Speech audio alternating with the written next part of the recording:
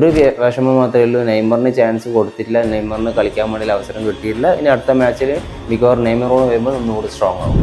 ഏതാ thrilling match. First ഹാഫിൽ നോക്കിക്കഴിഞ്ഞാൽ Japan ഒരു ഗോളിന് ലൈലെടുക്കുന്നു. സെക്കൻഡ് ഹാഫിൽ നോക്കുമ്പോഴത്തേക്ക് ബ്രസീൽ ഒരു ഗോൾ വാങ്ങിച്ച ശേഷമാണ് ബ്രസീൽ ഉണർന്ന് കളിക്കാൻ തുടങ്ങിയത്. സെക്കൻഡ് ഹാഫ് തുടങ്ങി ഒരു 50, 52, 56 മിനിറ്റിൽ കസമിറോൻ്റെ സൂപ്പർ ഹെഡ് ഗോൾ, രണ്ടാമത്തെ മാർട്ടിനെല്ലിൻ്റെ സൂപ്പർ എന്ന് പറയുന്ന ക്ലാസ് ഫിനിഷിംഗ് ആയിരുന്നു.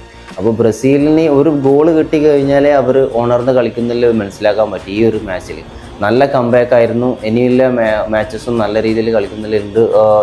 ഇനിയിപ്പം നോക്കൗട്ട് റൗണ്ട് ഇന്ന് ജപ്പാനും തോൽപ്പിച്ച് ഇനി അടുത്ത വരുന്ന ടീമിനോടും ഇതേപോലെയുള്ള നല്ല കംബാക്ക് ഉണ്ട്. ഒരു വിഷമം മാത്രമേ ഉള്ളൂ, നെയ്മറിന് ചാൻസ് കൊടുത്തിട്ടില്ല, നെയ്മറിന് കളിക്കാൻ വേണ്ടി അവസരം കിട്ടിയിട്ടില്ല. ഇനി അടുത്ത മാച്ചിൽ മിക്കവാറും നെയ്മറോട് വരുമ്പോൾ ഒന്നുകൂടി സ്ട്രോങ് ആവും. അപ്പോൾ വീണ്ടും ഒരു അടുത്ത വീഡിയോവുമായി നമുക്ക് കാണാം.